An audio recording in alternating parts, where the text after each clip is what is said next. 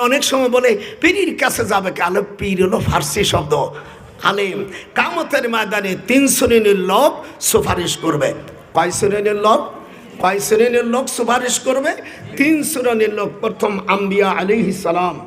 আম্বিয়াদের মধ্যে বলছে একে আদম আলাইহিস সালামের উম্মতরা বলবে নূহুর কাছে যাও, নূহ বলবে ইদ্রিসের কাছে যাও, এবং আম্বিয়া আলাইহিস সালাম যখন শেষ হবে হুজুর সাল্লাল্লাহু আলাইহি ওয়াসাল্লাম সুপারিশ সহিহ বুখারীতে একটা হাদিস আছে, বুঝছেন?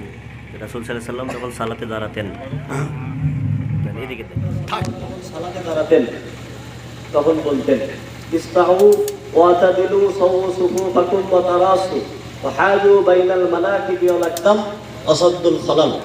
রাসূল সাল্লাল্লাহু আলাইহি সাল্লাম যখন সালাতে দাঁড়াতেন তখন মুসল্লিদেরকে বলতেন তোমরা ইসতাউ, তোমরা দাঁড়াও, ওয়াতাদিলু, একেবারে ইতিদাল সহকারে, পায়ের সাথে পা লাগে, কাঁধের সাথে কাঁধ মিল করে দাঁড়িয়ে যাও। সহিহ বুখারীর হাদিস, স্পষ্ট সহিহ বুখারীর হাদিস।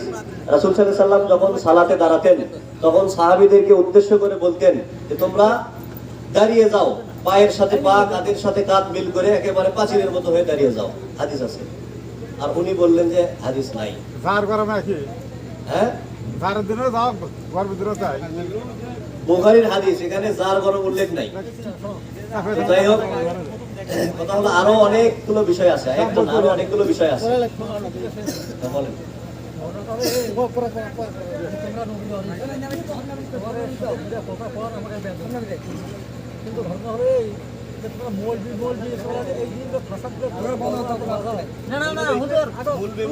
আমি এখন বলি, হিন্দুদের ভিতরে 4টে দল আছে, ব্রাহ্মণ, ক্ষত্রিয়, বৈশ্য, শূদ্র। শুনছেন কোনোদিন? হিন্দুদের ভিতরে 4টে দল আছে, ব্রাহ্মণ, ক্ষত্রিয়, বৈশ্য, শূদ্র। এখন ব্রাহ্মণ